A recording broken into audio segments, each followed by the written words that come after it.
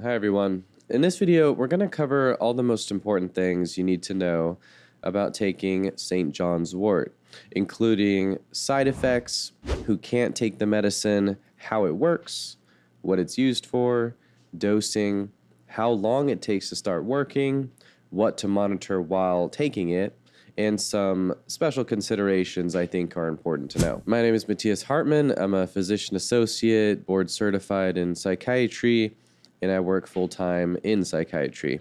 I make these videos for everyday people like yourself who want to understand depression treatments, and medications a bit better. All right, we're going to start off first with side effects.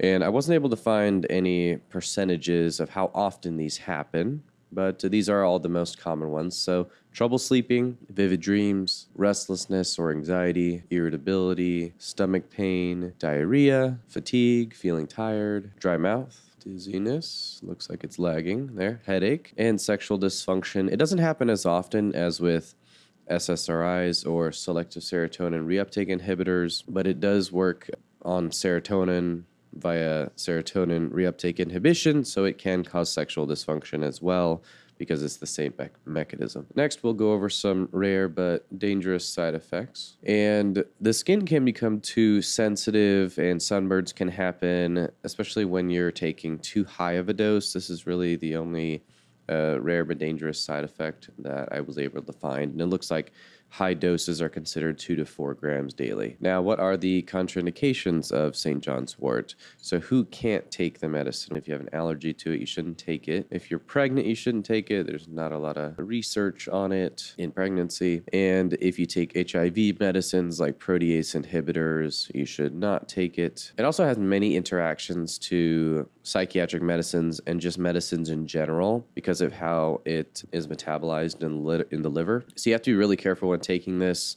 You should probably do it under supervision by someone that knows medicine, like a practitioner. Even though you can get this over the counter as a supplement, I wouldn't recommend it because it interacts with a lot of medicines. And you definitely don't want to take this together with any other medicines or anything that increases serotonin because it can cause serotonin syndrome. The other medicines that increase serotonin are like serotonin reuptake inhibitors, SSRIs, serotonin norepinephrine reuptake inhibitors, even Auvelity can increase serotonin. And that's because St. John's wort, which we'll learn later, works or is theorized to work as a mild monoamine oxidase inhibitor. So it increases serotonin irreversibly, and so that can cause an overload of serotonin, and then serotonin syndrome can develop. So how does St. John's wort work for depression? Well, we talked about this a little bit, and it's really quite simple. It's more theorized on how it works, but this is the current theory.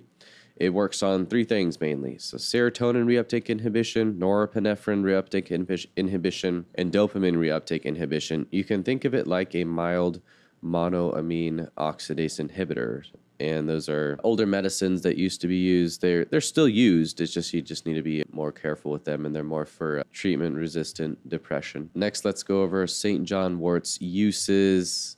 It is not FDA approved, so there's no FDA indications. It's a supplement. You can buy it over the counter. What is it used for, though? Well, it is used for depression. And the CAN-MAT guidelines, so the Canadian Network for Mood and Anxiety Treatments, the 2023 guidelines, they actually do recommend St. John's wort as a first-line treatment for mild to moderate depression because it does have strong meta-analysis evidence showing that it works for that. Again, this is a supplement, something you find over the counter. It's not FDA regulated. You don't get it in a pharmacy, so you need to make sure the formulation's correct and that you're getting what you're actually buying. So what's the dosing for depression for St. John's wort? Well, the starting dose is usually 300 milligrams 3 times daily. You can actually dose it once daily. So it looks like anywhere from once to 3 times daily, but 3 times daily is the most common dosing scheme that is done that has been used in studies. You want to use St. John's wort extract that has 0.3% hypersin and or 3% hyperforin. Usual dosing range is 300 milligrams 3 times daily. Looks like that's the starting dose and where most people need to be. And then the safe max dose is anywhere from 900. Again, that's the starting dose. That's the total daily. Or you can go up a little bit, maybe to 1,200. I did even see a bit higher in some places, like the Massachusetts General Hospital book. It said you can go up to 1,800 total daily, depending on the preparation. Didn't really say which preparation, so probably the safest max dose is 1,200, maybe a little bit even beyond that. So how long does it take St. John's wort to start working for depression?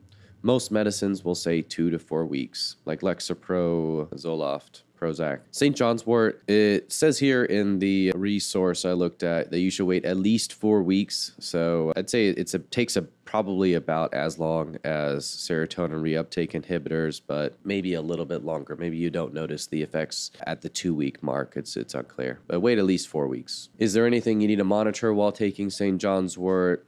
No. Not for healthy people. And lastly, let's go over some special considerations, things I think people should know if considering St. John's wort. Not recommended in pregnancy. There's a little human data, but there were no malformations in animals in the studies. Not super helpful, but at least there were no bad signs there. It is recommended by the CAQ-PSYCH national guidelines for mild to moderate depression, and it's a natural treatment. It's been around for a while. The ancient Greeks used it. It's a natural flower, so it's not a pharmaceutical.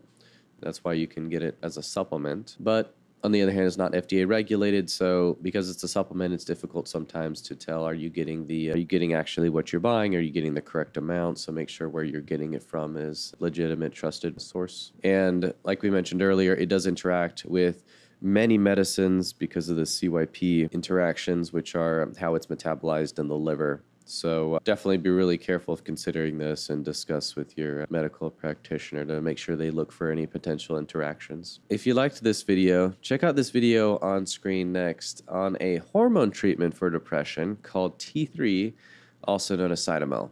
I'll see you there.